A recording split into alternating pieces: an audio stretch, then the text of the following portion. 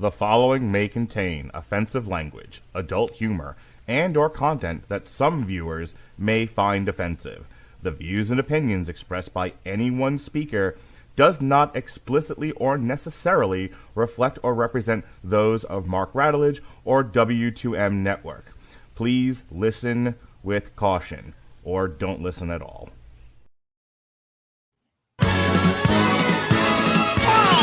There'll be spectacle, there'll be fantasy, there'll be daring do and stuff like you would never see. Be a movie. Yeah, we're gonna be a movie. Starring everybody And me. There'll be heroes bold, there'll be comedy, and a lot of fuss that ends for us real happily. Be a movie. We can watch it all develop. Starring everybody. And me. We'll take the world and set it on its ear. Come on, join in. We're gonna start right here. And we are going to start right here. Hello, and welcome to another edition of Triple Feature. I'm your host, the mandated reporter, and frankly, I'm mortified, Mr. Mark Radulich. And joining me tonight is my brother from another mother, who has been joining me on this quest through queer cinema in the year of our Lord 2023. This being Pride Month and all, the end of Pride Month, as it were. Ladies and gentlemen, he's Sean, you're not. How do you do, Sean? Happy end of Pride Month, everybody. And remember, July 1st officially rings in Gay Wrath Month. The celebrations The wrath have of just gay. begun. The Wrath of Gay. Y'all pushed our buttons. buttons. You know what? Y'all pushed our fucking buttons this long. You had to know it was coming. Gay Ricardo Montalban, just, shirtless, muscular, swarthy, just yelling. Some Midwestern white man just yelling gays, as shaking gays. Star Trek humor. Anyway, yes, folks, we are concluding. You motherfucker. Now I'm not going to be able to watch American Beauty the same way again without picturing Chris Cooper doing that. You fucker. That's what I'm here for. The Radulich and Broadcasting Network. You have either ruined American Beauty for me, or you have just made it at least 10% more fun, and I can't tell which. And now I might have to watch it again to find out. The Radulich and Broadcasting Network, ruining film for you since at least 2011. You had to poke my ADHD, Mark. You had to do it. Hey, Sean, remember that time we ruined The Notebook for everyone? That was a good time. That was a good time. That was. All right. Speaking of Ryan Gosling reaching and pulling out someone's uterus, we are. Tonight we are looking at Far From Heaven, American Beauty, and The Kids Are All Right. And at a minimum, the through thread here is that all three of these movies star both or Julianne Moore and Annette Bening. As Sean and I were talking before the show, the other through threads for these three movies are both deal with infidelity of some kind. They deal with the handling of the nuclear family, the American dream, relationships, each in their own special way, some better than others. And so we originally were going to look at Mulholland Drive, and I decided to save that for actually a survey of David Lynch movies later on in the year, because I watched Far From Heaven first, and I'll tell you what that is in just a moment for those that don't know. But I was saying to Sean, I was like, I got through Far From Heaven, and I'm like, wow, I'd never seen this before. This is fantastic. And boy, does it handle the stuff from American Beauty better than American Beauty did.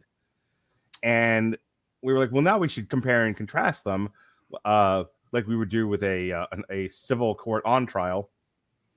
So we threw American Beauty in there, and now I'm glad I did, because having rewatched that movie, it's funny. I don't want to start with American Beauty, but I want to put this out there now just for a brief conversation, and then we can get into the movies proper.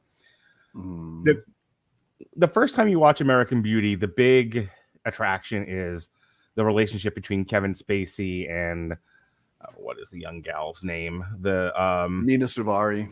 Yeah. Yeah. Mina Savari. And it's like, oh, how, and rightly so, how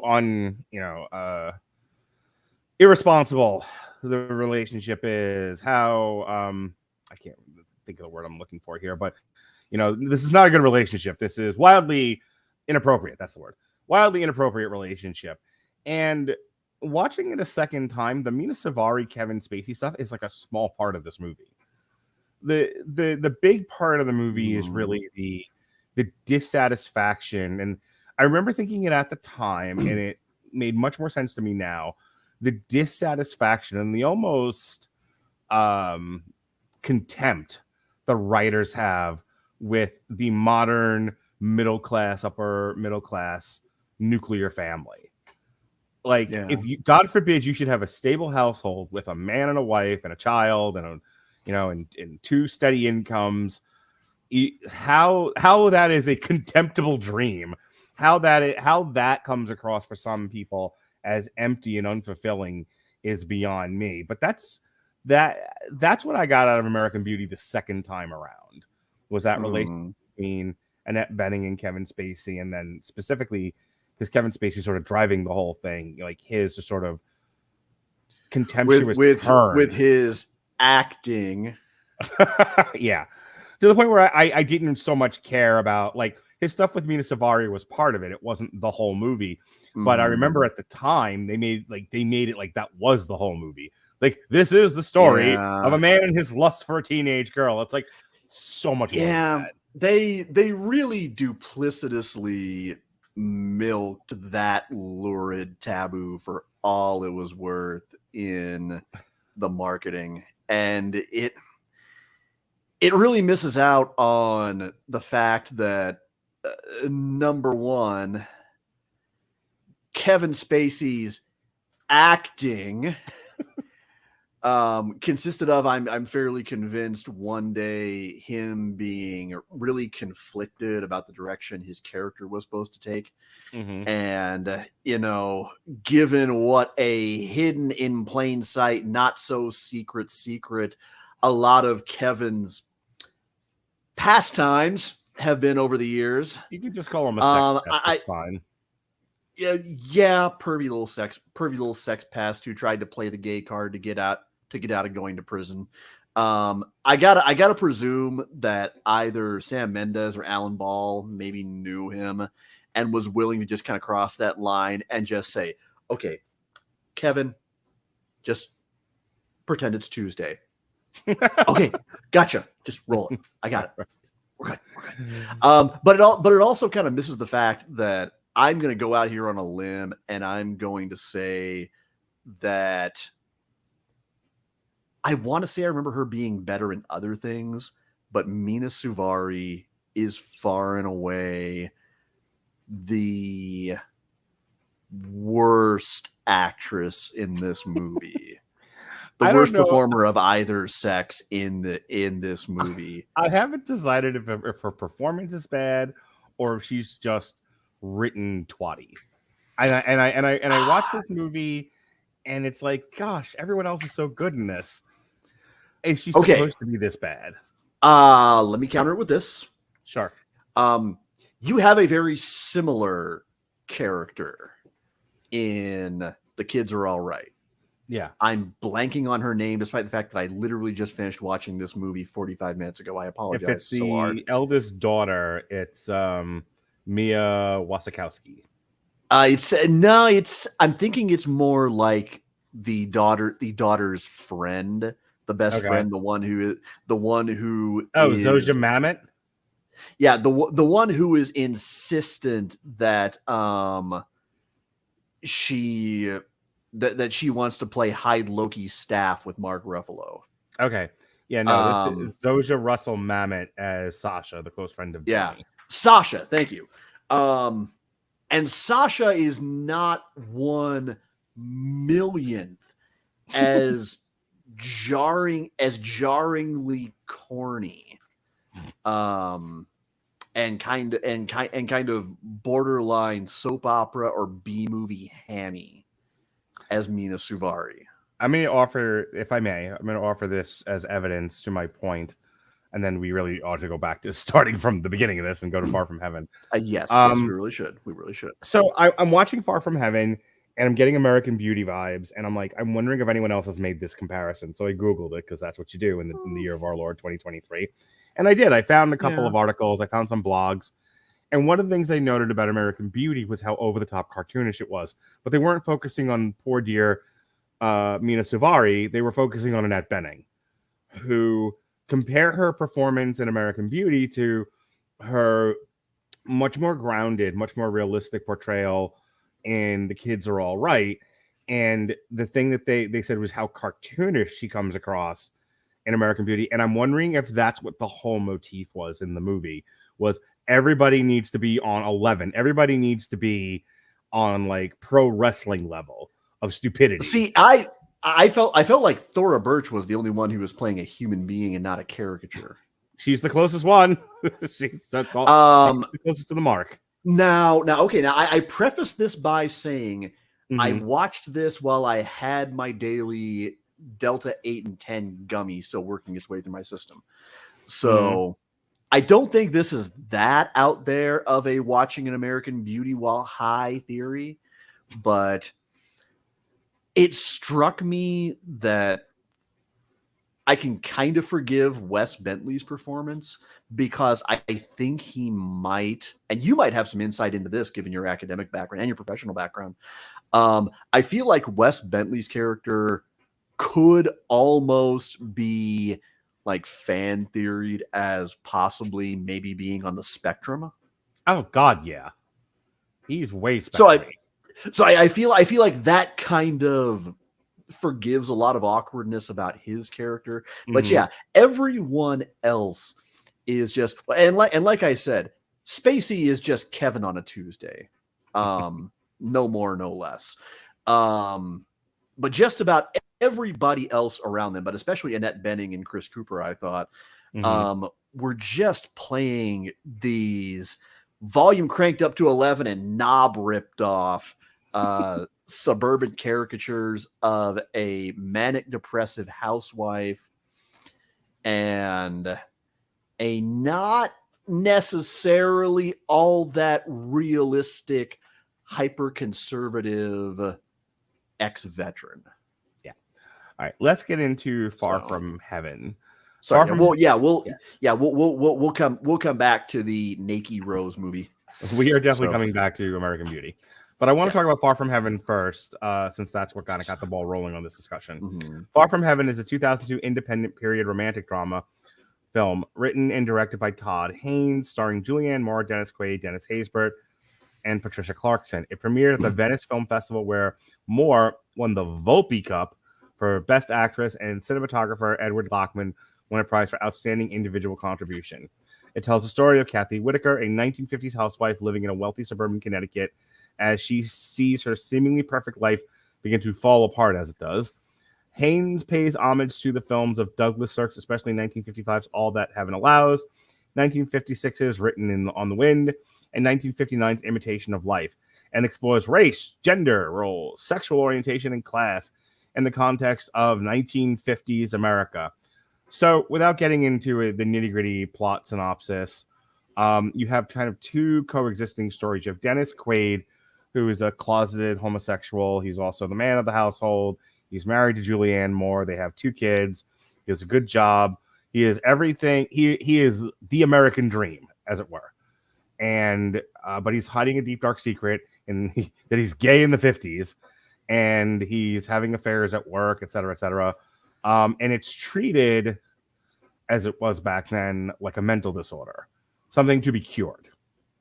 And his struggle throughout the movie is that he wants to live up to the ideal. He wants to do right by his wife, but as we know about one's gender preference, it's not a disease, it's not an affliction, it is who you are as a person. And when you try to deny a large part of yourself, it actually does cause mental health problems, which it does with him. He devolves into alcoholism and domestic violence, and him and Julianne Moore have a terrible time.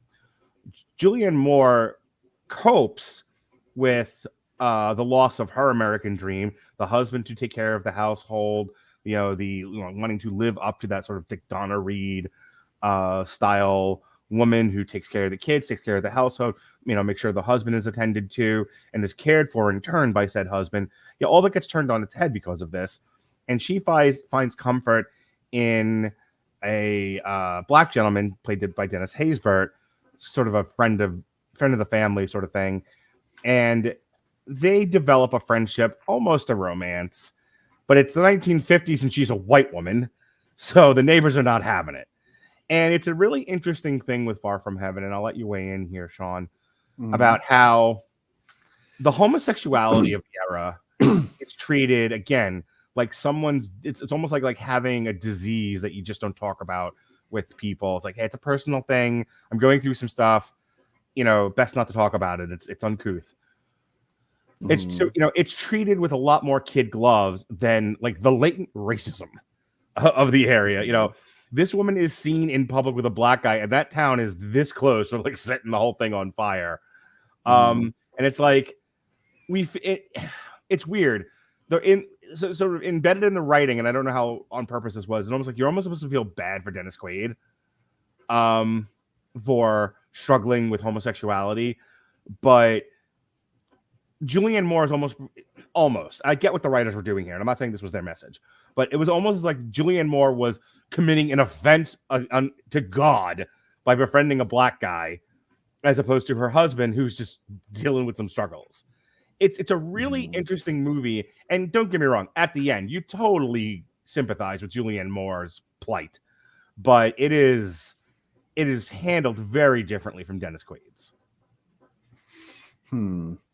How do you think it's handled differently? Lay it out for me. Well, like I said, with Dennis Quaid, it's treated embedded almost in the subtext is this idea of, and like I said, I don't think the writers meant this as the message. I think they were going for the aesthetic of the time. So it's I think I've seen what you're getting at. Yeah. Yeah. So it's like, so he's gay, but he can't help it. He needs help. Don't you understand? She could absolutely not befriend a black guy. She's going out of her way to be an asshole. It's sort of the idea you get from the film, which obviously the writers don't really mean it that way, but it's almost like they're writing it from the perspective of the outside world looking in. Okay. I see what you mean. Yeah. Homosexuality or any kind of of internal gender conflict back then was, yeah, you're right. It was treated as a mental illness. And up until I think the DSM 3 or 4, it was actually declared a mental disorder. Yes. Which that happened when? I'd have to look it up, but I want to say it was. Okay. I want to say it was the DSM 4 that finally took it out. No, but I mean ballpark it for me, like roughly like year, decade. I'll look it up. You keep going. Okay. And so hence, like all mental health issues or neurodivergences back then, it was something that had to be expeditiously swept under the rug. 1973, by the way. Yeah. 1973. Okay. So we're talking it would take almost 20 years before that classification would change. It's something that was swept away, but because it was a deep-seated personal shame. Whatever your chain, you were the weak link in it. Right. Because this was perceived as being a weakness rather than something that just is. Yeah.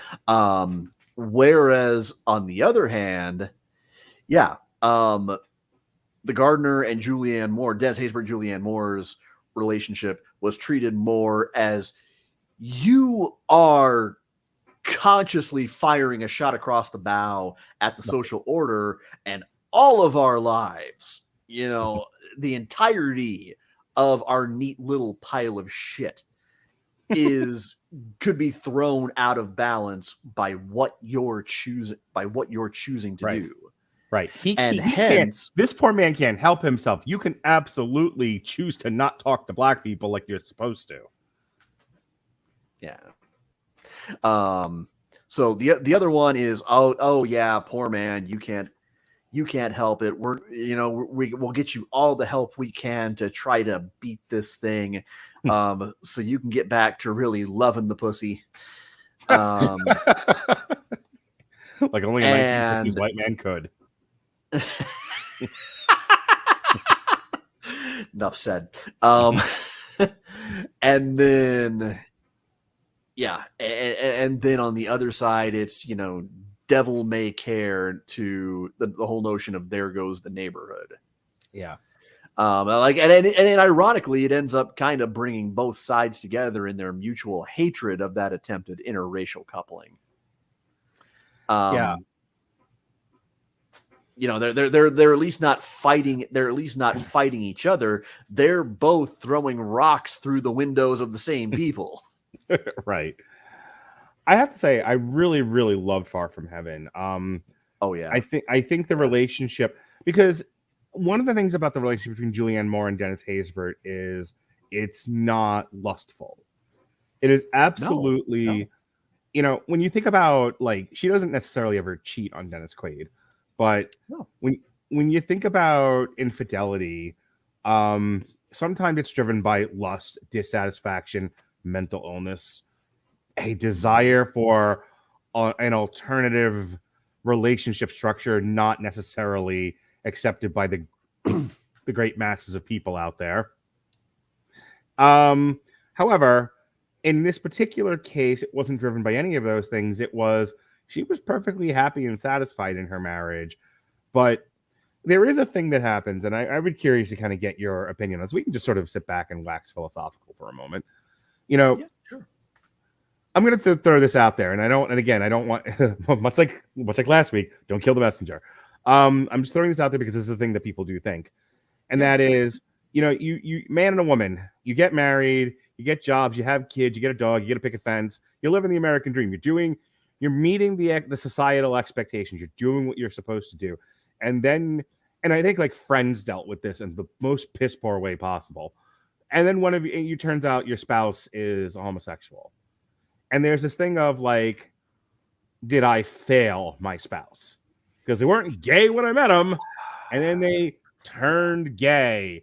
And never mind the person and their conflict. Many times this is something that was always there, but maybe not addressed or whatever. Let's leave that person alone. I'm talking about the person who's married to that now, married into that situation, and them feeling like, was I not enough? Was I somehow inadequate? Did I turn this person gay? How that Julianne Moore is that character is dealing with that struggle. Because again, it's the 50s and she just found out her husband's gay. And so she's like, did I do this? And the enormous amount of guilt and frustration and anger and self-doubt, feelings of lack of self-worth that blossom inside of whatever else might have been going on with her at the time or over the course of her life. And she turns to Dennis Haysbert not out of spite, not out of lust, but out of needing a shoulder to cry on, needing to, I hate to say it almost flippantly, but like needing to feel pretty, needing to feel desirable, needing to feel like somebody sees value in her, because in her mind, in the structure we're talking about, she lost her husband to the gay. And what does that make me? I fought the gay and the gay one. I fought the gay and the gay one. Like a black hole, the gay sucked Dennis Quaid in from sucked him right out of Field of Dreams, right into the homosexual verse. He said hole. Suck. So Julianne Moore is dealing with all that, and so it's a nice relationship that they have, because Dennis Haysbert's like all right, Beavis. Dennis Haysbert in return is gonna keep on trucking. Dennis Haysbert in return is not like white woman. He's not a rapper. He's like, I just want to be here for my friend. Like, well, but can you blame Julianne Moore, because suddenly Boom, baby. Pedro Serrano Okay. is right there trimming Oh, your that's bush. right. That's him, isn't it? He Yeah, check- he is right there making sure that bush is tended to. Yes, he was knocking all them pitches out of the park. Are you in good hands? Jobu, you are. Check, and for more on this, check out Sean and I doing the Major League trilogy in our first iteration of Long Road to Ruin. I forgot that was Dennis Haysbert. It was so long ago. Anyway, the point is, Dennis Haysbert again is not like, where do white women at? You know, it's not that. He is attending to his friend. It's one of those. The relationship between Dennis Haysbert and Julianne Moore is one of those in which race absolutely evaporates until somebody else points it out. These are two people, you know, I really do also sympathize with Dennis Haysbert's point of view, because there's a question about why don't you hang out with your own kind? And he was like, sometimes your own kind is a little provincial. They have a hard time moving on from their comfort zone. And I want to, as somebody who's been doing a podcast since 2006, the need to talk to people and get different perspectives is huge. Actually, one of my favorite, really thoughtful, kind of most down-to-earth parts of the movie is when they're kind of waxing philosophical about feeling like the only one like you in the room. And he just very gently and thoughtfully kind of broaches the idea of taking her to a little spot he knows of. Never occurs to her that it's going to be, you know, a place completely inhabited by black folks, and she's going to be the only white woman in the room. And then just kind of, he doesn't do it in a smug way, that there's no lording it over her, but just kind of gently puts two and two together for her and says, yeah, this is kind of what it's like to be the only one like you in the room. He kind of does her the kindness of gently opening her eyes to something that maybe he doesn't feel an urgency like you need to see this, but something like, I think you'll be better off and will be better off if you understand this. I'm very much into like anatomy of a scene, and the brilliance of that scene is not just like, let me, you know, kind of an Aladdin moment of let me show you a whole new world. The other black people in that bar, in that restaurant, looking at Dennis Haysbert going, what the fuck are you doing? Get her out of here before the whole town burns us down. You know, because we always look at it from like almost like the progressive point of view of like, we should mix the races. We should bring people together. We should create a melting pot. You know, Eddie Izzard, melt already. And then, you know, there's people like, and so you get the one side of no, keep the classes where they are. We like the whites on top and the non-whites on the bottom. This is fine. It's worked for thousands of years. Why should it stop working now? Especially when we get to be on top. But like for one side for thousands of years, yeah. Well, no, but the other side that's the point of that scene, and that's the brilliance of it, is the other side going, yeah, we're fine with this too. Like, we don't love being on the bottom, but we love it even less that we're not dying. You know, we love it even less that, like, the whole town hasn't come to burn. Like, stop bringing white people here. You're going to attract the straights. You know, and that's the. So they're all like angry with Dennis. They don't even care about her to an extent. They're just like, you poor thing. Why did you let him drag you here? They're all mad at Dennis Haysbert. Why did you bring trouble to our door? We were quiet. Yeah. The white people didn't notice us. We're good. It's kind of different standards. One side is whatever it takes to keep us on top of the food chain, no matter how creative we have to get about it. And the other side is whatever keeps us off that end of a rope. Yeah, whatever keeps us invisible. We're you know, as long as you don't see us, we're safe. Which is a hell of a way. It's a hell of a way to frame society, you know. And so I see the impetus for wanting to do away with both sides, but both sides, there are more people, I think, on both opposite ends of the spectrum than there are in the middle wanting the mix. There's a lot more people out there going, like, no, stay with your own kind. It's a lot safer that way. My problem with that argument for those people is the George Carlin thing of, cut us all down to one guy, and that crazy motherfucker will attack the mirror. I get the sort of generational trauma of not wanting to mix with other people because it just brings trouble. But eventually, as the the Tutsis and the other ones, the Rwandans, the Hutu and the Tutsis. Yeah, as they showed us, you're talking about the Rwandan Civil War, right? Yeah. As the Rwandan Civil War showed us, it really doesn't matter. People will find other people to fight. Every society has has at least two classes that are making a very similar kind of uneasy, bittersweet agreement, right? Like this. Like, you get to stay on top, we get to see it. We get to see another day. This is a level of survival we're prepared to accept. Yes. Let's talk a little bit about Dennis Quaid before we move on to American Beauty. Mm-hmm. So, here we have. Wait. Hey, but before we get into Dennis Quaid, something I've been kind of thinking about. Yes. Throughout the course of the day, and you might find this kind of interesting because I get to pose a question to you for once. Okay. And this kind of reaches into not just Far From Heaven, but all three movies. How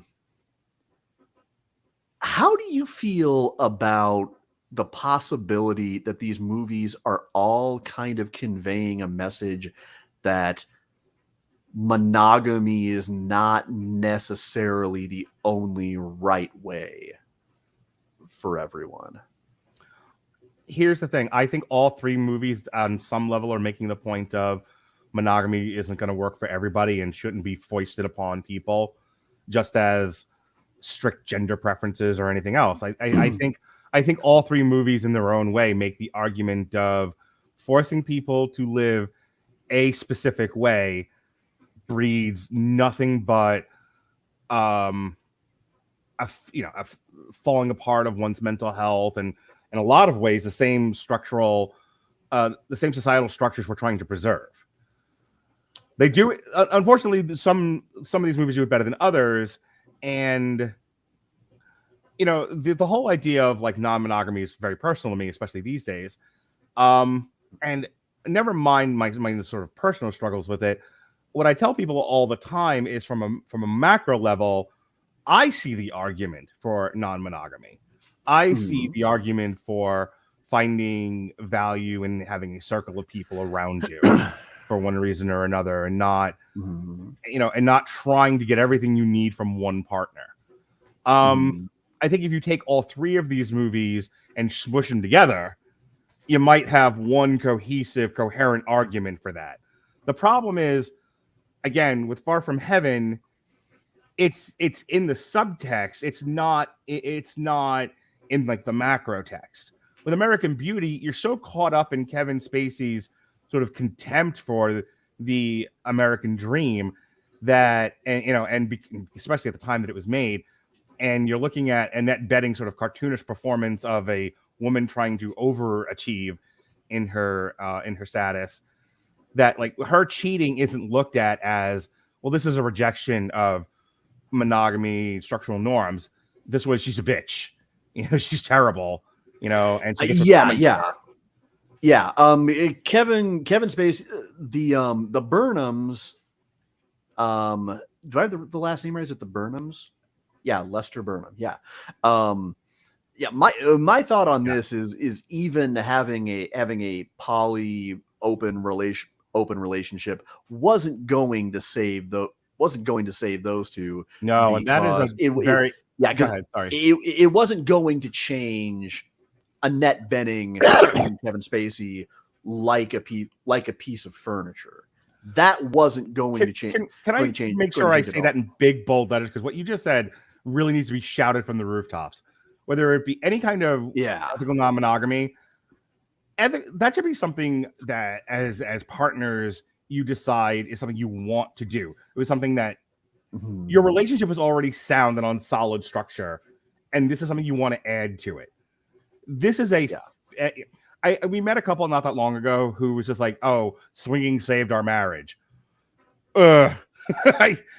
Maybe, but I tend to believe It's a distraction, not what really saved anything. Look, I'll be the last one to tell people how to engage in this world.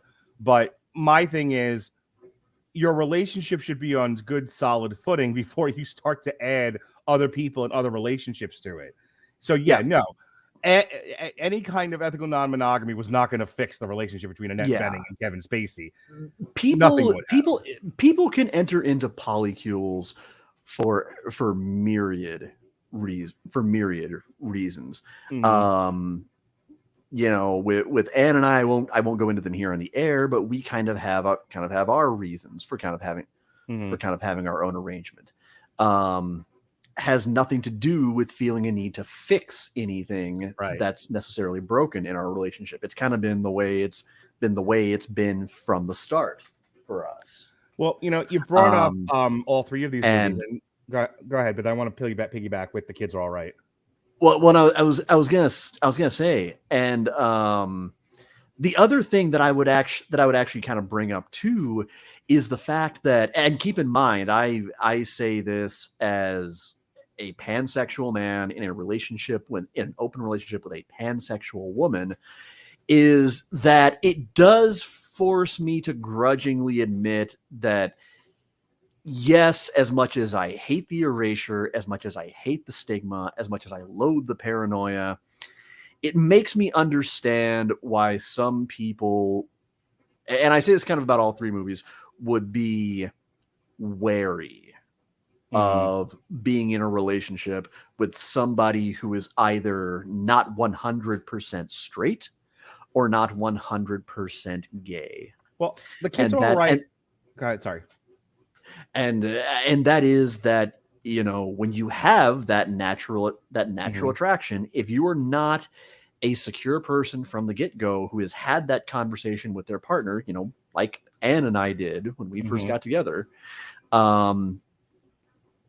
that can lead whether you're monogamous or poly, right, to some deep-seated insecurities over whether or not you're really being fully fulfilled in that relationship. I was going to say, the Kids Are All Right being the best example of this, but Far From Heaven, American Beauty, and The Kids Are All Right all have, the problem is not the non-monogamy in those movies. The problem is the ethical part. In every one of those cases, and let's focus just really quickly on this subject with The Kids Are All Right, Julianne Moore's decision to start sleeping with Mark Ruffalo outside of her marriage with Annette Bening isn't the problem. The problem is the lying to Annette Bening about it. The problem is not expressing a desire to Annette Bening to, want to bring Mark Ruffalo into their world. Again, American Beauty, well, how do you tell your wife you want to sleep with your daughter's friend? But, Annette Bening maybe saying, hey, I feel the need to step outside of our marriage with the king of real estate. The issue is the lying. The issue is the unethical part, not the non-monogamy part. And again, with Far From Heaven, granted, it's the 50s. How do you tell your wife you're gay? But still, it would go a longer way. I mean, finding out that your husband's gay because you brought him dinner at the office and you see him humping the office boy is not the way to do it. Nor is how it's done in American Beauty, nor is how it's done in The Kids Are All Right. And I think, to your point, some people might watch these three movies and goes, the problem is the cheating. The problem is the stepping outside the marriage. No, that's not the problem. It's symptomatic of the problems, like with The Kids Are All Right. The problems in the marriage with Julianne Moore and Annette Bening, and Julianne Moore never feeling like she's good enough for Annette Bening, and Annette Bening kind of being almost creating an impossible standard for Julianne Moore to live up to. The problem with American Beauty is, again, Annette Bening, trying to create this perfect porcelain family, and it just cracking under the stress. And the problem with Far From Heaven is, again, you have this allegedly perfect 1950s family, and Dennis Quaid is, harboring deep-seated, secret gender preferences that he can't come out with because it's the fucking 50s. So again, you should not take from these movies that the problem is polyamory or anything like that. The problem is lying. at the end of it. It was just a thought that had kind of been rolling it's a around in good my head. one, So though. I thought I would broach the question. It was a good one. It was inspired. Anything else about Far From? Well, let's talk a little bit about Dennis Quaid. We are 40 minutes into this. We need to really quick talk about Dennis Quaid. You're fine. We need to really quick talk about Dennis Quaid, and then we got to move on to American Beauty. Mm-hmm. So, how did you feel like his whole arc was handled? Because for me, it was like, I'm gay. Well, you shouldn't be gay. You're right. I shouldn't be gay. It's a mental illness. Okay. And then becomes an angry drunk. And then he's like, I can't, and then it's like a little Brokeback Mountain. I can't quit this. And then he's like, fuck it. I'm going to be gay. I'm going to be gay and we're going to get a divorce because I can't live like this anymore. That's kind of his whole If any of you out there think that this was just a 1950s approach to things and that your gays today surely aren't experiencing this same wrenching inner conflict. Oh boy. Yeah, it's still everywhere. It's trying to make a major comeback like Swing in fucking khaki commercials. But I loved Quaid's performance. I loved the way it ratchets up the tension and kind of the breakdown is really visceral as he reaches kind of that tipping point. I say this in the most complimentary possible way. He reminded me in many instances of a young Harrison Ford. Yeah, that's with the growl in his voice. By the way, is there not a more tense scene in the history of cinema than that party where he's like, I need another drink. You've got quite enough. I'll set another drink. It just kind of goes on from there. Oh, that is brilliant. It is brilliant and rough all at the same time.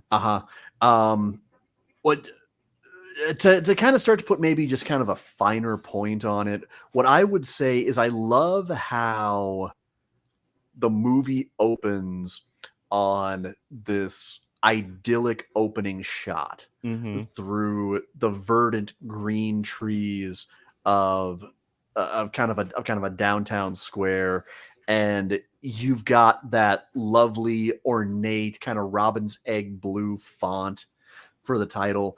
It really is like a kind of period 1950s sitcom or movie.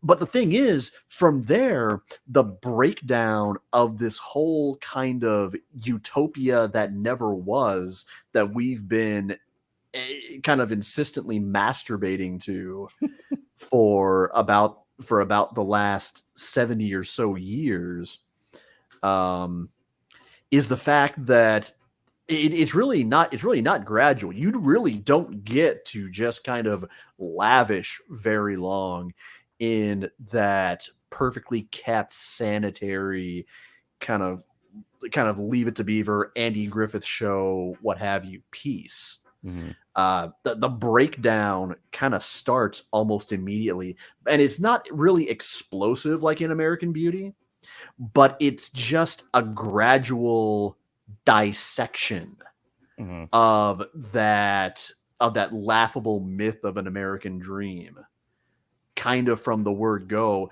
to the point where something I noticed, and I don't know if you did, and maybe I might be remembering this wrong, but kind of go with me on this. Like I said, beginning sun-dappled, green leaves on the trees, perfect cursive-esque font to the titles, all of that. And we come full circle back to that same shot in the last shot of the movie, but instead of having an immaculate kind of azure sky overhead, it's murky, it's overcast, it's dimmer. Yeah. It kind of feels like something has been lost and it ain't coming back. Very well said. Some interesting information here I just want to share with people. Some people are tuning in because, they know I have a podcast and they've never seen it before. So, we could have been talking about anything. Some people maybe like our podcast, but never have seen these movies before. So I like to kind of share some of the information about these movies that makes it, I think, worth watching. Far From Heaven has received high acclaim from critics since its release.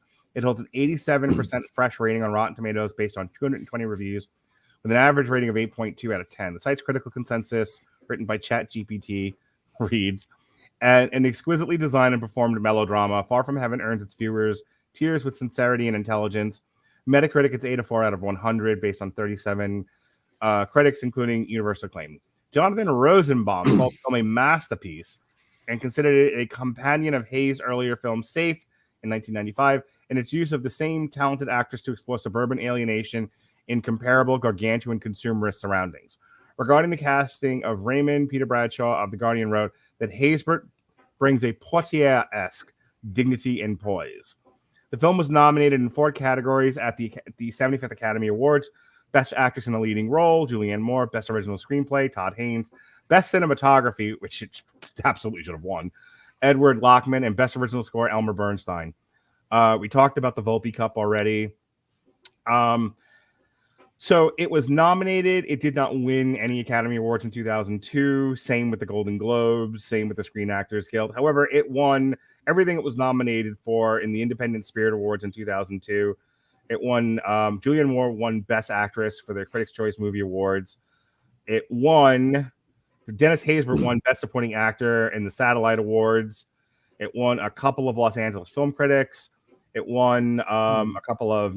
It won both in which it was nominated: National Society of Film Critics Awards, a bunch more, and yeah, it just kind of went on and on and on here.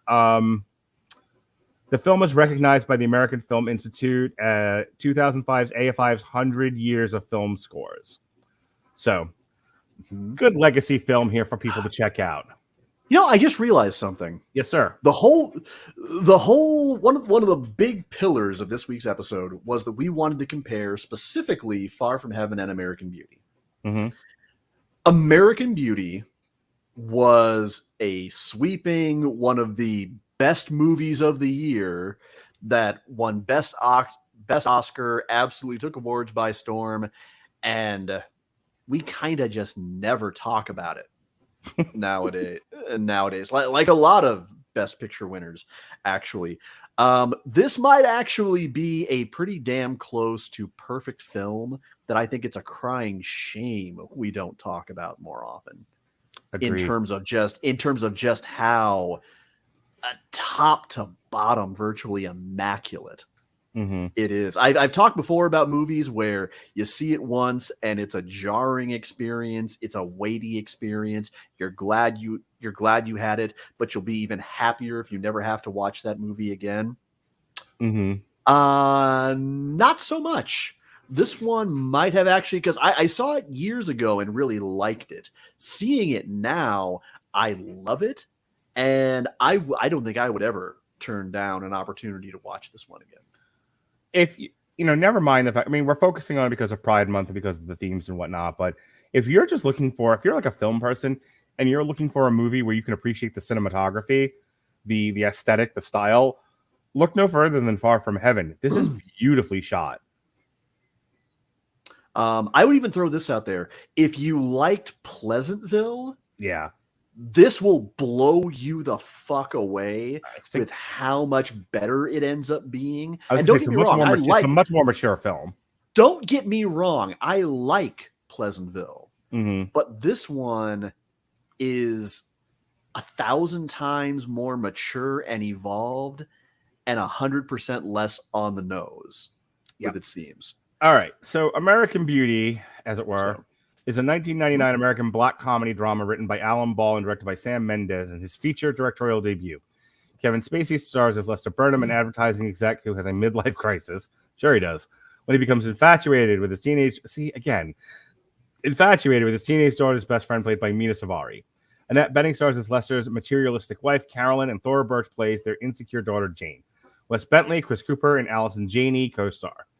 Academics have described the film as satirizing how beauty and personal satisfaction are perceived by the American middle class. Further analysis is focused on the film's exploration of romantic and paternal love, sexuality, materialism, self-liberation, and redemption. All right, so the whole plot of this movie is just kind of a day in the life of this family. We meet them. We see how Kevin Spacey sort of, his spine has been broken by the existence of middle class life.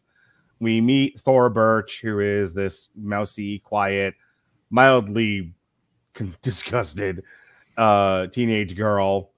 We meet Annette Bening, who is a real estate agent, and she is constantly grasping for the brass ring, and she feels like she's sort of dragging her husband and her daughter along, and she just wants what's best for the family and what's best for herself. And, she's just striving, and sort of losing sight of everything behind her.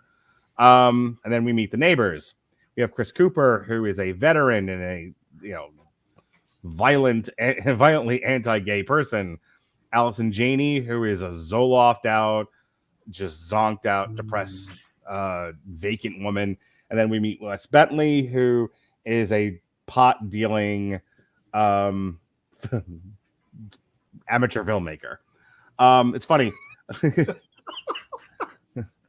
and I, as much as I talk about my personal life on the podcast and make snide remarks that will be probably heard at a later date, I will say this. There's somebody I know, and I will not say who I have described because of said person's behavior as the plastic bag from American Beauty. And for those that know that individual, that gets a laugh every time. Well, the only way to get to the bottom of that is just to ask them if they ever feel like a plastic bag. Mark? I'm sure that person would agree that they do. Anyway, so what ends up happening is whoever you are, I'm not fucking sorry. So Thora Birch introduces Mina Savari to her dad, and Mina Savari is an attention-seeking young lady who likes the fact that now Kevin Spacey is lusting for her. Kevin Spacey, who is dead from the waist down, is finally alive with the spirit of horniness for this teenage girl. And then Is that a Say Anything reference? It might have been. Good deal. And then we have Thora Birch, who sort of turns towards the neighbor boy, who is Wes Bentley, and they sort of form a relationship with each other. Their mutual contempt for their surroundings. Over the course of the film, Kevin Spacey and Wes Bentley become, because Wes Bentley is now selling him pot. Kevin Spacey quits his job, flips burgers, gets a large payout from his job, so he doesn't have to do anything, and he kind of just lives for the first time. And like I get it, you sacrifice a lot as a man to take care of your family. Jeff Foxworthy made a joke about this, and I identified with the joke. If not, I didn't exactly do what Jeff Foxworthy did. My kids grew up listening to Metallica.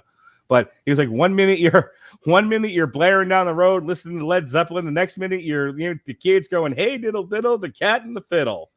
All right, well, my kids grew up on fucking death metal. So, but the point is, marriage is a civilizing institution. It takes us wild cocaine bear-like animal men and gets us out of the wild and shaves us down and it puts us in a tie and says, go the fuck out and be useful and bring home berries and honey. And we do, because we are civil now. That is the whole purpose of marriage. It is to create an environment for which to propagate and raise children so that they can become functional adult human beings. And in the course of doing so, it is said that men will give up their childish things, women will give up their childish things, and they will commit to adulting, and they will do the right things and make the sacrifices for their children. Here's the problem. In theory, that's all well and good. It's certainly something I attempted to do. The problem is not many people take to it. It's hard. It is hard suddenly to become a responsible adult. It is hard to give up the childish things. It is hard to make those sacrifices. And some of us are built better for than others. Hang on. Some of us are built better than some of us than others. And then you get to, so they threw the term midlife crisis out there, which I really hate because I think that gives it short shrift. What happens is you suddenly discover you're really not built for this. You're not built. You're not the kind of person built to make the sacrifices to live up to the expectations made of you, and you crumble, and then you start making bad choices. And that's kind of what American Beauty is about without focusing on Mina Savari's tits. Now go ahead. Well, and I just kind of thought of something when you brought that up, because I hadn't really considered that in the aftermath of watching this for the first time in years.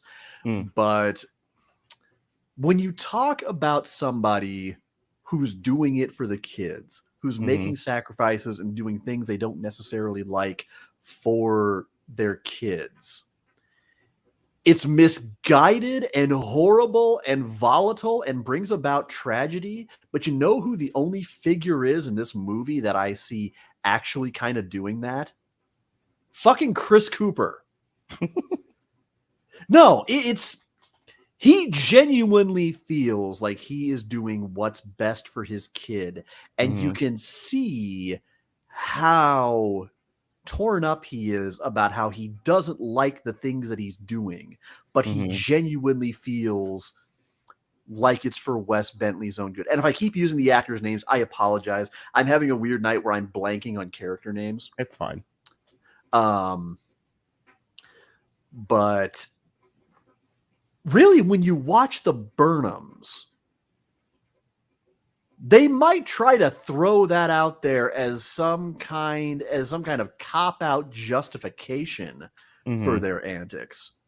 But rarely does anything ever, but really, is any of their actions, can you ever actually say, yeah, clearly the Thora Birch Bratling is being a little bitch and not getting that this is all being done for her. This is all for her, all for her benefit.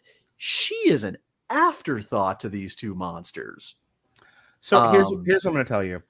It has been said to me by someone close to me that part of the reason why they upended their life, the life of the people in their life, and went from traditional monogamy to ethical non-monogamy, why they changed almost everything about themselves and found happiness on the other side of the rainbow, no pun intended, was because for the first 10 years of this relationship, that person said, I was living up to my mother's expectations. I was doing what society and my mother told me I was supposed to be doing. And I hated all of it, liked none of it. And when I realized, and I was depressed because I felt trapped because I did not know there was another way. And when I realized there was, with an appropriate amount of communication and understanding and compromise and agreement, that I could be happy doing the things that I want to do and not what society and my parents expected of me, I was a lot happier. Now, the unfortunate irony of that, and we talked about this on our last show, was that friends and family turned from this person pretty quickly. Because just because that makes you happy does not mean the rest of the world, hey, going back to Far From Heaven, the rest of the world is going to accept it. And when the rest of the world doesn't really accept it, they'll let you know. Usually harshly, somewhat, sometimes violently. But that is what is going on, I think, with American Beauty, specifically with the Kevin Spacey character, and even to a lesser degree Annette Bening, which is essentially, I'm doing what I was told to do. I was told get a job. I was told get an education. I got one. I was told get a wife. Get a spouse. I got one. Get a mortgage. Get a car. Make a kid. Get a house. I did all of those things. I did the things I was supposed to do. Did them to the best of my ability. Why aren't I happy? Why aren't I fulfilled? Why do I feel this great emptiness inside of me? The problem with American Beauty is that all of those things I think are relevant and real and interesting things to discuss. American Beauty handles them in the most cartoonish way possible, to the point where those legitimate thematic elements aren't given the proper shrift because they're dealt with so ham-handedly. Like the idea that you brought up Chris Cooper, we can focus on him for a second. Like, I served my country. I did what I was supposed to. I have a family. I have a house. I have I'm doing the things. I'm trying to make my son not the gay because the gay is wrong. And I'm doing my best here. Why do I feel shitty?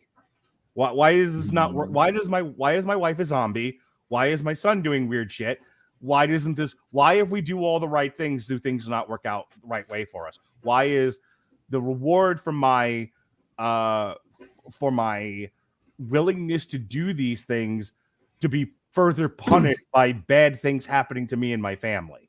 Oh, and by the way, I'm also dealing with latent homosexuality. What am I supposed to do with this?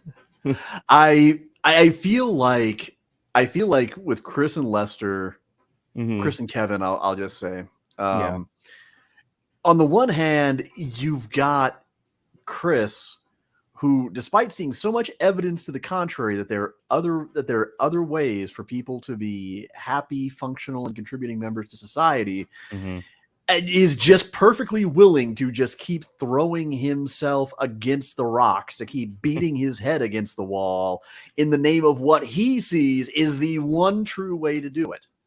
And just kind of continue waging this one man war on his whole antiquated notion of decency. And meanwhile, Lester, just kind of at one point, he's banging his head against the wall. And at one point, he stops just mid Glasgow kiss and just says, "This fucking hurts. Why?" The movie is 24 years old. It's as relevant then as it is now, and very little has changed. And here's what I mean by that. And I don't want to get off on a whole tangent here. For more on this, check out our review of Elemental. But, and again, I put myself in a position where I am speaking for a group of people that I am not a part of. So again, you're going to hear words come out of my mouth. They're not my words. I just understand. And I had to go through this at work today with somebody. Elemental is doing poorly right now, and partially because it's in a long line of movies put out by Disney and Pixar, of which the layman does not know the difference. They look like the same fucking movies. And I'm going to use a term here, forgive me, gay shit. Gay shit all up in these movies. And there was gay shit in Elemental. There was gay shit in Strange World. There was gay shit in Lightyear. And after a while, and this is the point, because it goes to the Chris Cooper character, this is actually the line that he says. He was like, "Why do the gays got to be all up in your face about it?" Like, Disney put stuff representing the LGBTQI community in their films, and collectively 51% of the movie-going family public went, "Look, we're fine with the queers. Just stop doing it in front of our kids." Like, I don't want to. We went through this last week where I explained like people's opinions. Stop being gay in front of little Timmy. Right. Listen, we don't want to have to explain gay to the kids. They got enough to deal with the school shootings. So my point is, like, you see like Disney going down in flames because they were like, "Well, we're going to represent the LGBTQI community." You'll do so, but at the cost of the fucking movies that you're making. And it goes right to 24 years ago, Chris Cooper going, "Look, I'm not saying these people don't have a right to exist, but get the fuck off the street and being gay in front of everybody. Go somewhere else with that. Go back to 1950 where Dennis Quaid's having to hide in an office somewhere. That's where you belong." The hypocrisy of that bullshit is what makes me flip a coin to decide whether I want to laugh or cry. My point is, like, I think it's an interesting thing that in the year of our Lord 2023, we're still having this discussion. We're having this discussion because it's happening right now.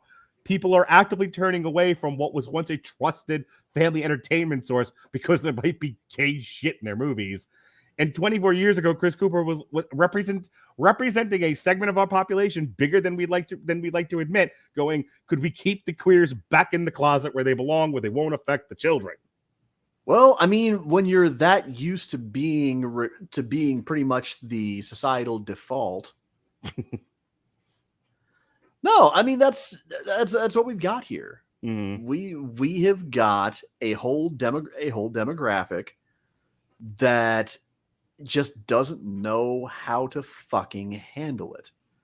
No, when they are not the default create a character setting. When we talked about this with Boys Don't Cry, and to a lesser degree Ed Wood, where we asked the question, are we better off now than we were when Boys Don't Cry came out? And the answer was nope.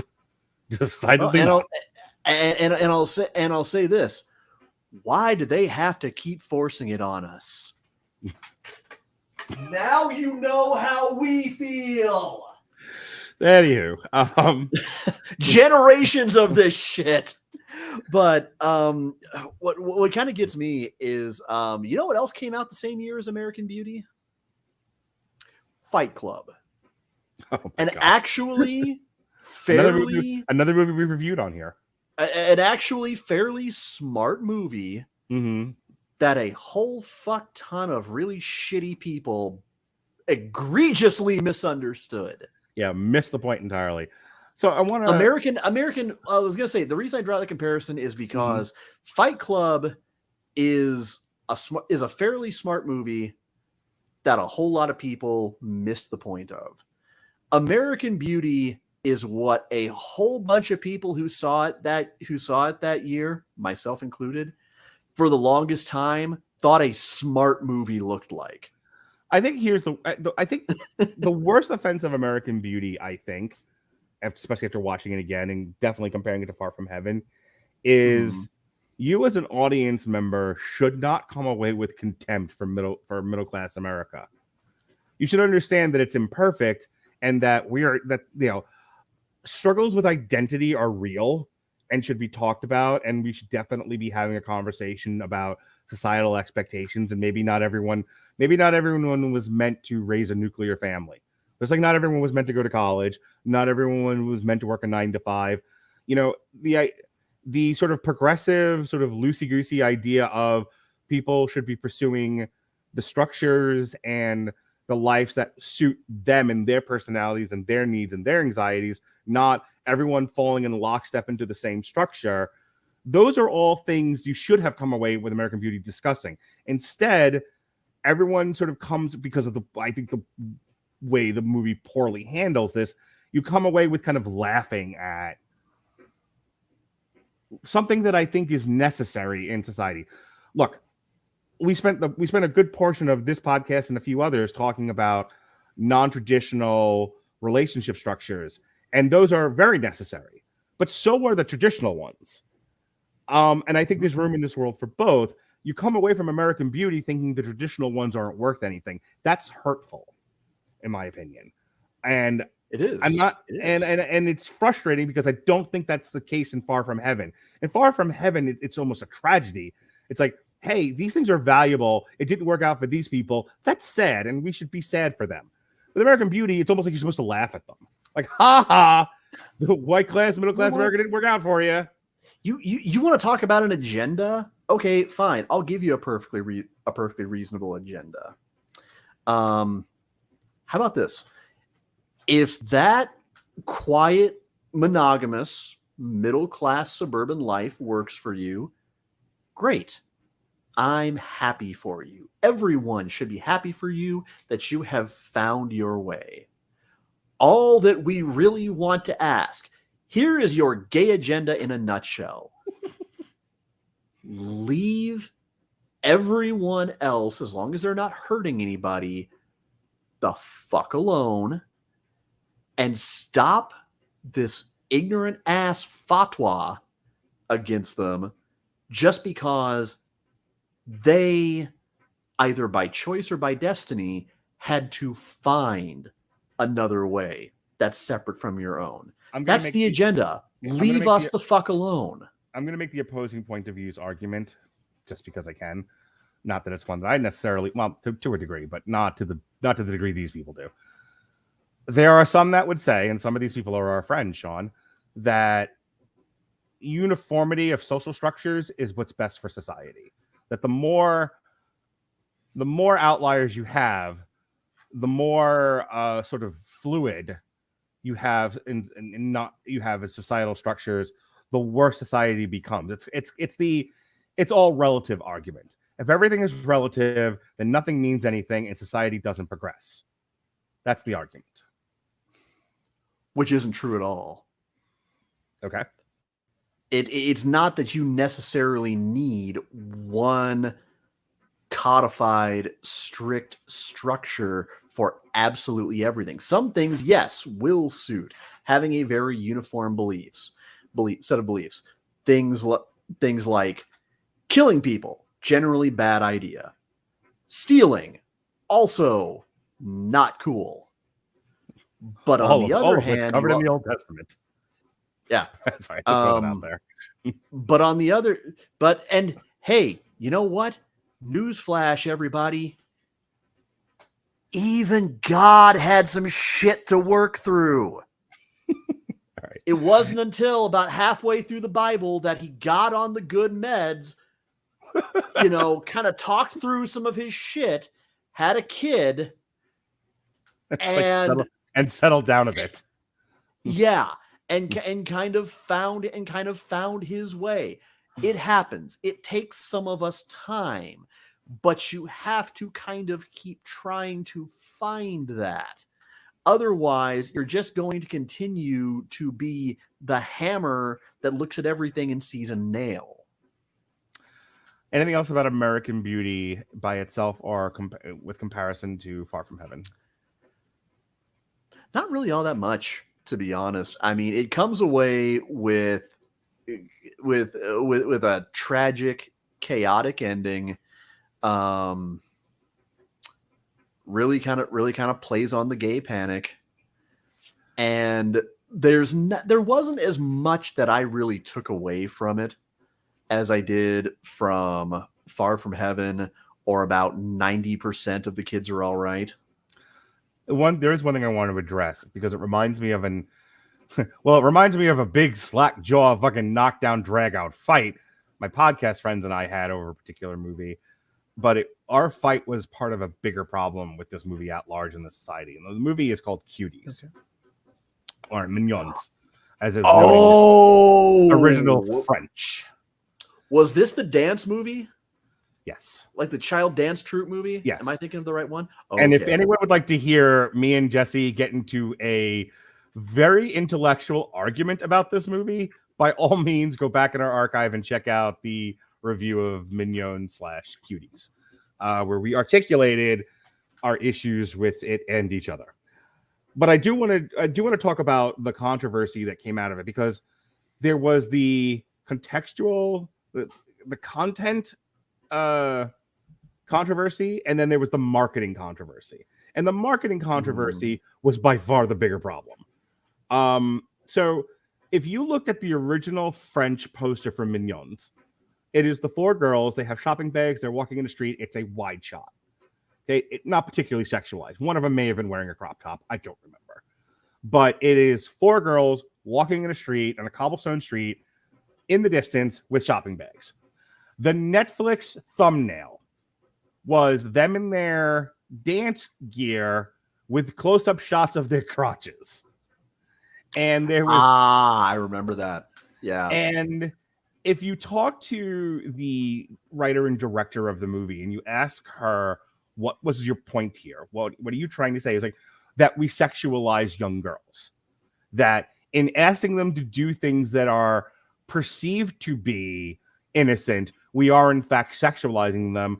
We are playing on insecurities. We are playing on a lot of things that are not good in the way we treat girls and then women in our society. And we do it under the guise of dance, art, what have you.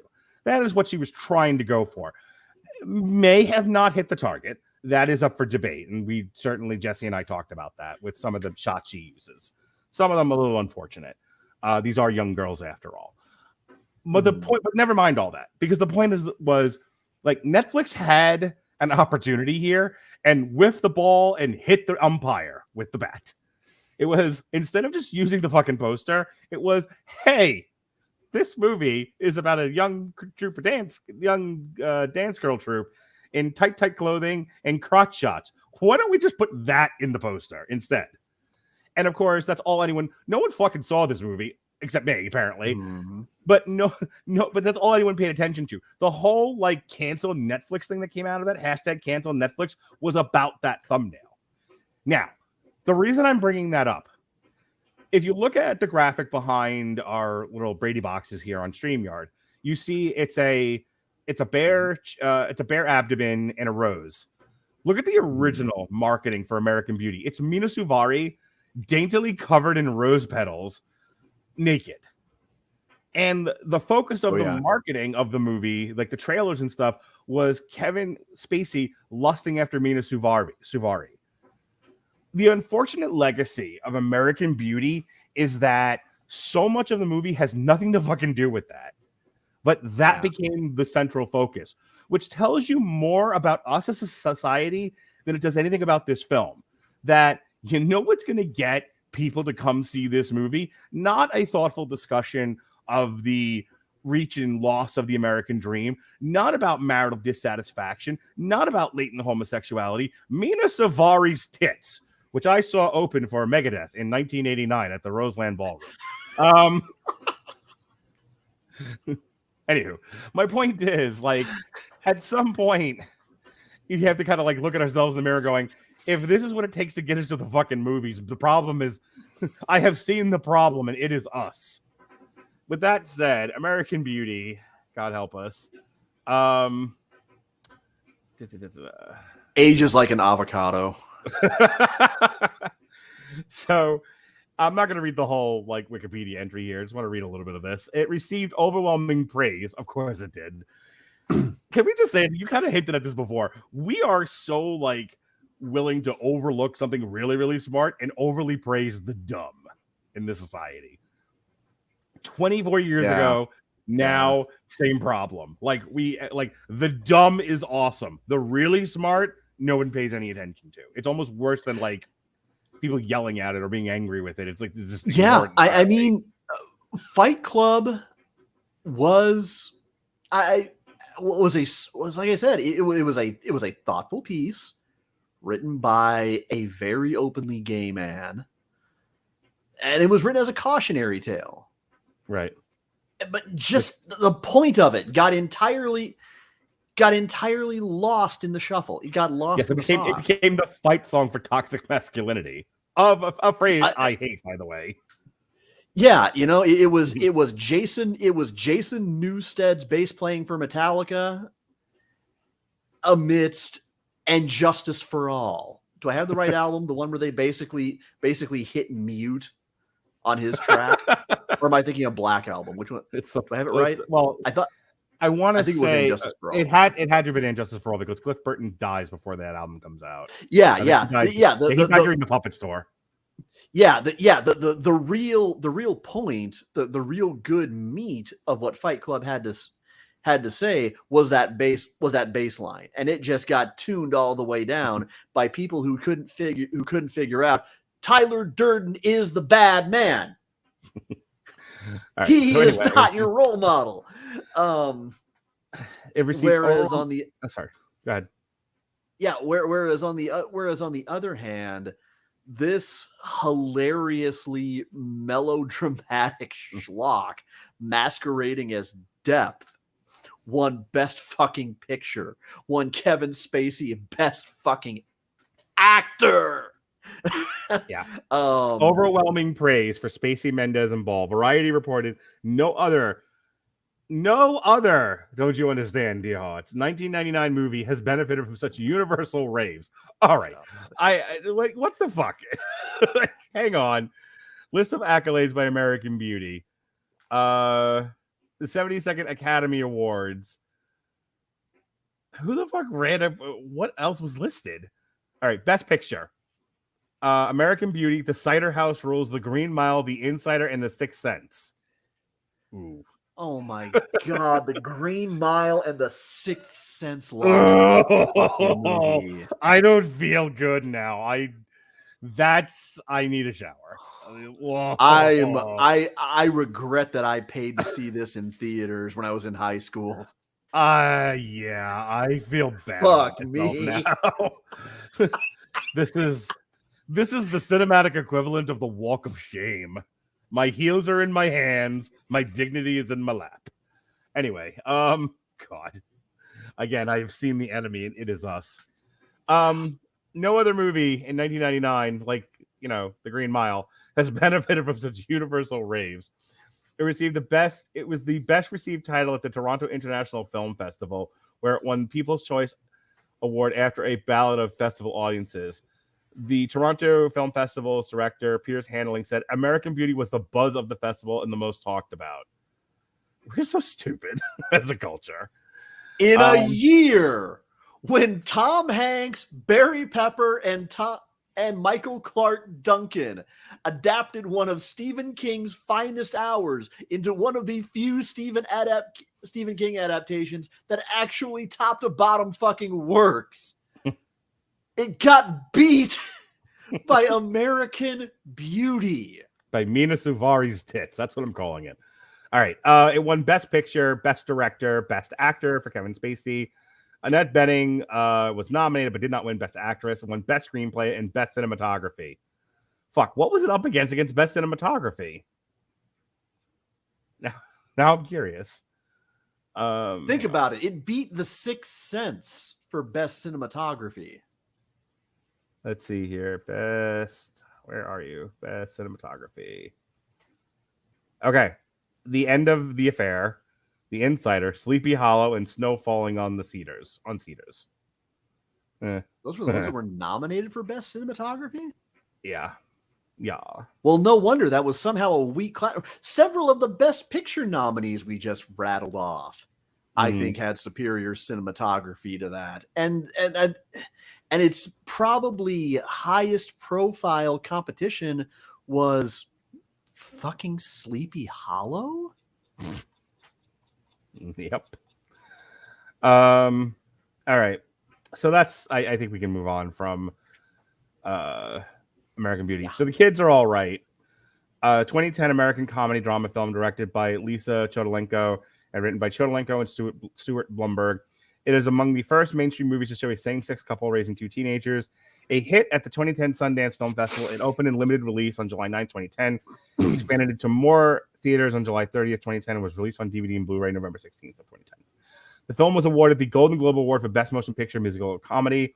Annette Bening was awarded the Golden Globe for Best Actress. The film also received 4 Academy Award nominations, one for Best Picture at the 83rd Academy Award. And so the plot is this thing is fairly simple.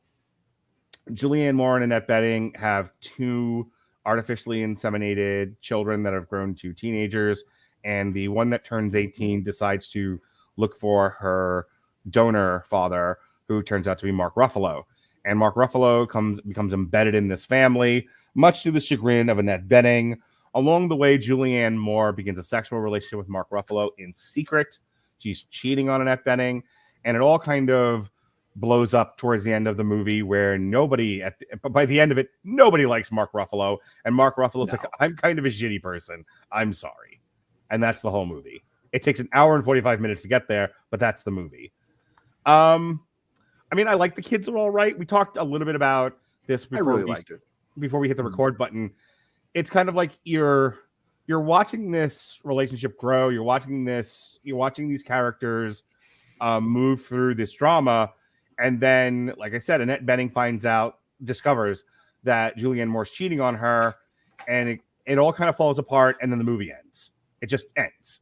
Mm-hmm. Like, it's kind of fuck Mark Ruffalo, and we're done now. And that's the end of the movie, which is weird. I don't know if anything was resolved by the end of this.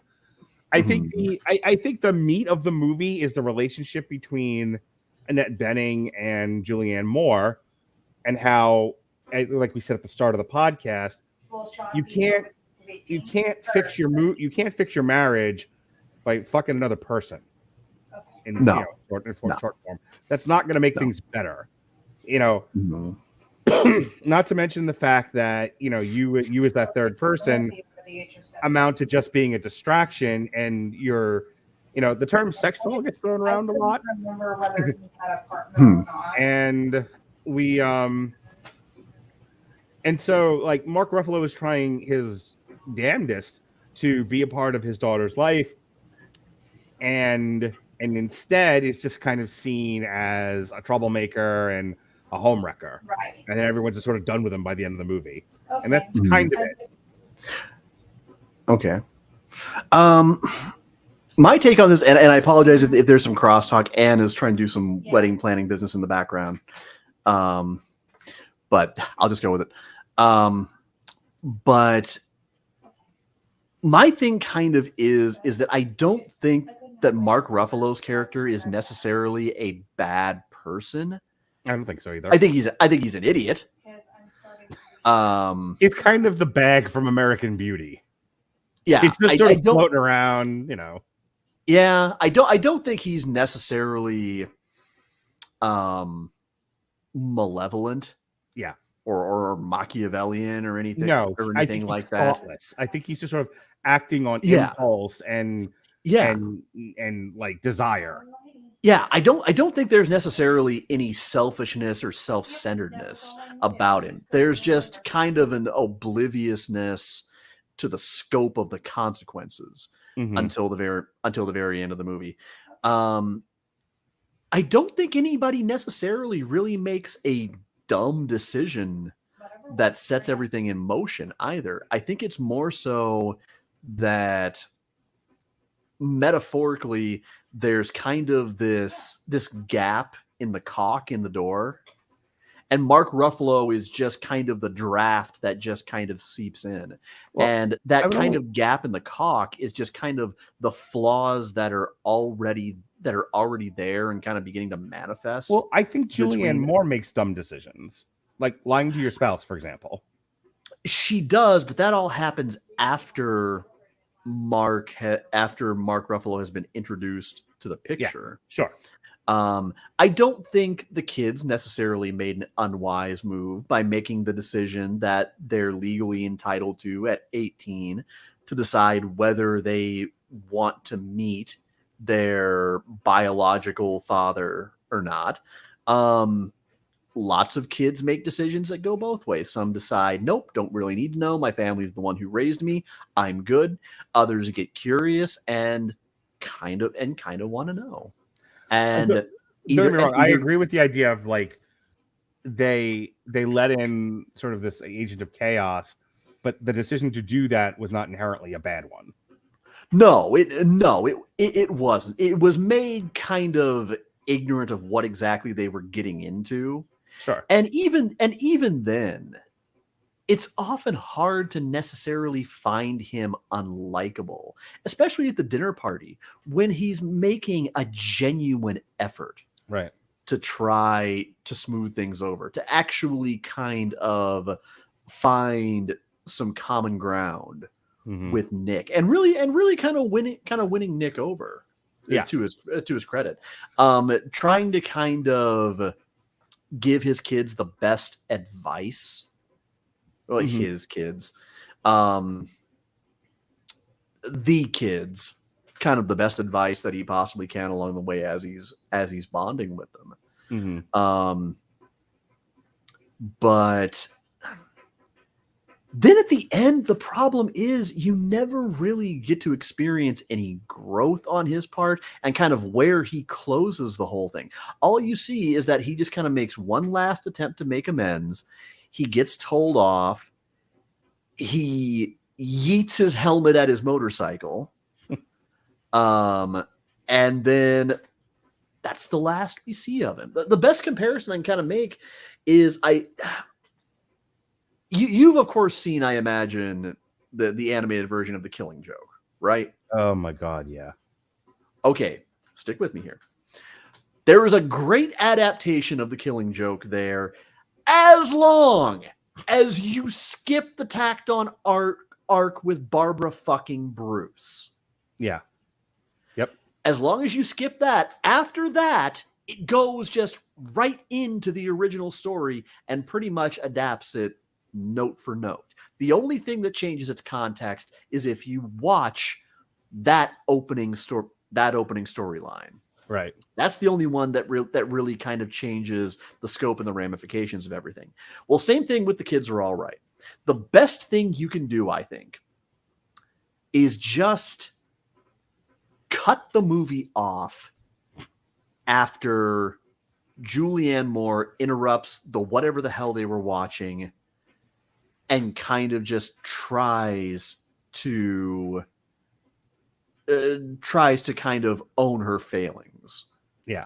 And hope that that's enough.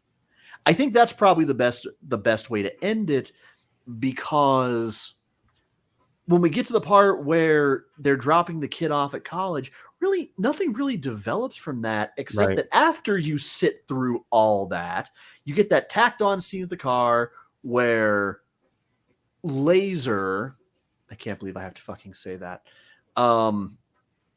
makes the point that, you know, he thinks the mom should stay together. He makes a glib joke out of it. And we close on the shot of the two clutching hands, kind of signifying they've decided they're going to work through things and try to see a brighter day. I'll actually kind of take the ambiguity of Annette Bening breaking down between the two kids over, I guess, what everyone felt like was actual resolution. That I tend to agree really with you. Resolve shit. The movie kind of does a Lord of the Rings where it goes way too long past the point where it had an exactly. Yeah, exactly. I think in terms of, you know, American Beauty, to a very lesser degree, Dennis Quaid and Julianne Moore in Far From Heaven, you know, deals with the midlife. I hate the term midlife crisis, just like I hate the term toxic masculinity because it gets overused to the point of not being particularly well defined anymore. But I mean, the midlife malaise, because that is a real thing. You know, the depression in your 40s, that kind of a thing. I get it, you know, and I get Julianne Moore's plight of never quite living up to her spouse's expectations and always feeling like a dismal failure, feeling flighty, feeling like a burden. Like, that all tracked for me. And I think my problem with the movie is it treats Mark Ruffalo a little too much like a sex doll. And I think, you know, like the wholesale rejection by the family, because it's really not his story to tell. It's Julianne Moore's. I feel like there was a better way to have handled that a little bit with a little more deft, instead of just kind of like, and we will never speak of. So Mark Ruffalo's kind of handled like, we will never speak of the shortcut again. We will never speak of the shortcut again. Like, the fuck. I don't have anything more else to add. It's a great movie. Don't get me wrong. It's worth watching. It's certainly worth paying attention to in the year of our Lord 2023 during Pride Month. But of the three, it kind of gave me the least to talk about. Like, Far From Heaven, American Beauty, I could have spent another hour on both of those. This one, I was like, I get it. I also feel like American Beauty and Far From Heaven have more universal themes, whereas The Kids Are All Right, I think, brings up some interesting discussion points, but I'm not entirely sure the themes are timeless beyond the few that we've already talked about. Yeah, I think it's a good one for a look at where are queer relationships now. And some of the subtle but vital ways that they are very, very different from the dynamics and realities of straight relationships. And that maybe this is why they need to be talked about in structured educational settings. Wink wonk. It's funny. I was having a conversation with one of my pals, and we were talking about how when you live in a non-traditional relationship model, how the shit that you catch from people is, well, the whole reason why your relationship doesn't work is because you went non-traditional, as if traditional ones don't all end in not all. Hang on. As if many of them don't end in divorce themselves, or many of them don't have infidelity, and many of them don't have contempt and disgust and, you know, substance abuse and domestic violence. Yep, that only exists in the non-traditional ones. Like, can we please stop with that? Like, if nothing else, and I'm not here to like tout the banner of polyamory. I'm the last person that should be doing that. But I'm not going to sit here and say, no, one has it better than the other. They both equally suck. It's both equally terrible. They can. You know what? As I'm sitting here, though, I'm realizing something. There was a big missed opportunity in this movie. And I can pinpoint the exact scene where it comes up. Okay. You have the scene where all of this has evolved. Mark Ruffalo is sitting down with his on again, off again fuck buddy. Yes.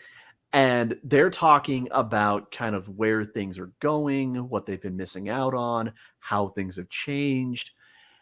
And he mentions that this whole experience has him rethinking whether he wants a family. and that he might want to give it a go after all. And she just walks out in contempt. And just kind of that possible thread of that actual development is really lost, because the only kind of shred we see of that is when he shows up at the family's doorstep wanting to kind of say his piece and make amends with everyone. Also, nothing like making a woman feel like she's not worthy of a family herself. Like, it's one thing when you enter into a sexual relationship with somebody, because I hear this a lot. It's like, look, this is just going to be sex. Yeah? Okay, cool. We're all good with this. But you don't then, in the person's face, yell, "You're a sex doll." Like, that's dehumanizing. And that was the point. That was the subtext of that interaction, was like, look, we both agreed this was just going to be fun times, but you don't also have to make me feel like a whore on top of it. Jesus Christ. Have a little decorum. And I think had that scene been written differently, mm-hmm. there could have been some real meat on that character's bone there. Right. That they could have explored, maybe right up to the really clumsy end of the movie, where we actually kind of give his character a truly proper, decisive denouement. And I didn't even mind his fuck buddy's character either. Mm-hmm. She was fine, because again, they were on the same page. There was the understanding. She seems like a nice enough person. Mm-hmm. Nothing to dislike about her. That could have been, had they not kind of gone that route of obliviously demeaning her straight to her face. That could have been a really interesting discussion. As they really talked through that like a real couple, where one half hadn't said that thing, probably would. I know that because I've had that discussion in several ways with several different people over the course of my relationships. But yeah, that kind of just now struck me. That could have been his closure right there. Yeah, it could. That actually would have been better than just fucking giving him the Sopranos ending of, oh well, we'll just cut the scene off, life goes on. Then just yeet his gear at his bike, and then just go stomp around for a few more seconds until we just transition to the next scene. All right. Well, I think that then does it for this triple feature, and really this trio of look backs on queer cinema. We did a deep dive of John Waters and Divine. We looked at the Trash trilogy. Last week we were looking at trans issues for the most part, with Boys Don't Cry, Ed Wood, and then just because I tacked it on there, Gia.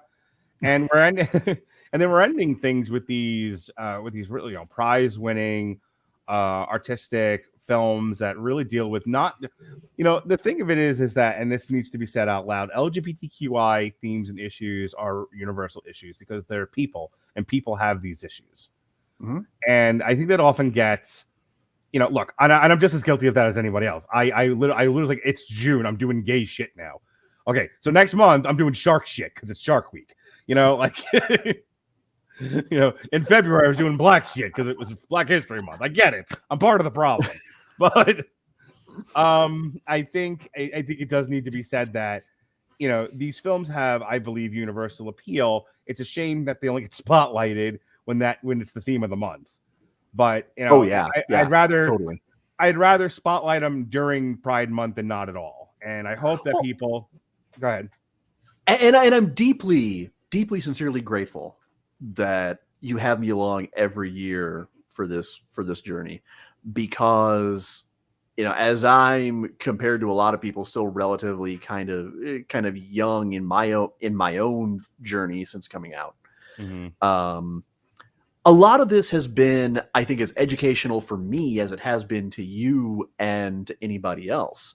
Mm-hmm. And along the way, you have shown me some movies that not only made me stop and think long and hard about some cans that I had been kicking down the road for way too long, but also they became movies that I just genuinely, unabashedly enjoyed and would watch again. And some of which I don't say this lightly. Those who know me best know that my kind of sacred pantheon of favorite movies is Scott Pilgrim versus the World, Wayne's World, Bill and Ted's Excellent Adventure, and then the Blues Brothers, and like the eyelash of a gnat barely above the Blues Brothers is The Shawshank Redemption. That's my top 5.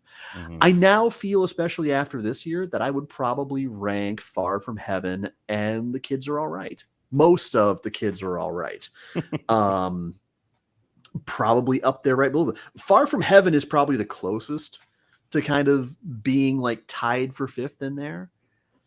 But I loved The Kids Are All Right. I really enjoyed it. And I don't know. It's just it's so nice to kind of see the broad swath of how my community has kind of tried to work its shit out on screen over more than 100 years of film. Well, with that said, we are concluding our look at queer cinema for the month of June. We'll do this again next June. I haven't put together my list just yet, but I'm gonna see what I want to do a better job, because I don't think I did. I picked good movies this year. I think I picked solid ones, but I want to pick up more of a variety of like weirdo shit and prestige shit and some shit in the middle. So I might throw a list at you and be like, here, pick 9. Yeah, sure. Just do 3. I'd be happy to help. With that said, hey, Sean doesn't just talk about gay shit, y'all. Sean, let's see, what do we got going on next? Sean will be, you're gonna be back sooner than that. I didn't put your name where I should have. Hang on, Homer. There we go. That's because we got Men in Black coming up around the bend. Thank you. I was trying to get there. Yes. Next month ish. Is it August or is it next month or July? Hang on. You know what? This would be even better. Yes, here we go. July 13th. Sean will be back. We'll be looking at the Men in Black trilogy, which will be fun. And then right off the back of Big Willie weekend. At some point we'll be doing the Red Curtain trilogy. We got the Mortal Kombat animated trilogy, Home Alone, whole bunch of stuff coming up. We got some triple features that Sean's going to be on, like we're gonna look at Wes Anderson. We're gonna look at Asteroid City, Rushmore, and the Royal Tenenbaums, Get Out, Us, and Nope. And then we decided, because we didn't do Mulholland Drive this month, but I still wanted to watch it at some point, we're gonna do an entire thing dedicated to David Lynch. We're gonna look at Mulholland Drive, Blue Velvet. I can hear you, stupid. I can hear your fucking radio, you stupid shit. Yeah. Dude, Blue Velvet has so many great quotable lines. I mean, to the point where like it's been used in Anthrax and Ministry songs and whatnot. But I will absolutely look. Last night watching Forbidden Door, I was screaming at my partner, my wife, and her partner, Rainmaker, every 5 minutes. I'm gonna be even worse on that. I'm gonna be even worse on that podcast, because every time Sean's gonna go to make a salient point, I'm just gonna be like, "I'll fuck anything that moves." Fuck it up, pig face. Fuck it up, pig face. Like, what? Don't worry about it. Just go Spotify pig face. You'll be fine. Anyway, yes, Blue Velvet, Mulholland Drive, and Lost Highway, because I want to see Sean's brain ooze out of his nose. Yeah, that's gonna be an episode where at the end of it, both of us are just gonna like not even stop the recording, just get up and walk off the podcast. I can't go off into the woods and live deliberately. That is correct. Speaking of going off into the woods to live deliberately, The Flash is what we'll be reviewing tomorrow. And then on Thursday, we've got the good boys over at Movies That Don't Suck and Some That Do. We're going to be reviewing Flamin' Hot and Transformers: Rise of the Beast. And then David Wright, big time me, he was like, yo, I heard you guys talking about the Muppets on ABC. I'll review that with you. And I'm like, oh, I'll always do what Dave Wright wants. So yeah, the 2015 ABC Muppet Show based on that was like making fun of The Office. We're going to talk about it this Thursday night. I'm going to cut my date night off early that I wasn't supposed to be on anyway to come home and hang out with David Wright because he's cool, man. And then Saturday, it's Everyone Loves a Bad Guy Saturday is back. We're going to be looking at the dastardly Rowdy Roddy Piper, the villain of the Rock and Wrestling Connection. And then it's Metal Hammer of Doom Sundays, re-airing our Orange Goblin Back from the Abyss. Monday, we've got because it's July 4th that week, so we're going to be doing Damn You Hollywood on Monday night, and we're going to be reviewing Indiana Jones and the Dial of Destiny. July 4th morning, Evan Bevins and I finally figured out a time to do this because trying to get Evan scheduled is the pits. But we're going to look at the losers. We're going to look at the first 10 issues and compare it to the movie.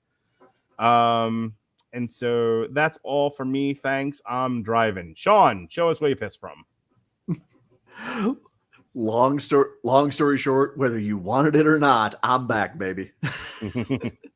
I'm still trying to kind of work out a steady, consistent schedule, but I do stream fairly regularly over at twitch.tv/ComerCodex, as you can see right at the bottom of your screen there. Best way to know when I am streaming is actually to follow me on Twitter and Instagram at ComerCodex. I'll keep it a buck with you. I barely use Twitter anymore ever since Shitty Stark took ownership. So about all you'll get there is like the occasional Overwatch screen grab and my going live tweet. That's about it. If you actually kind of want to know what's going on with me, Instagram is probably the place to find me. Or usually I will say my typical is I like to stream Wednesday nights from about 8 p.m. Central Time until I tap out. And then Thursday and Friday, I usually get on about 10 a.m. until about 4 p.m. or so. I'm a variety streamer. I play a lot of story-based games, and I also play a holy fuck ton of Overwatch. So if that sounds like your bag, please, all are welcome. Come on in. Well, that sounds like your bag, Shog. We'll tickle it for you. All right. Well, folks, again, thank you for joining us on this Pride Month. Please check out our other podcasts. Like I said, we did the Trash Trilogy.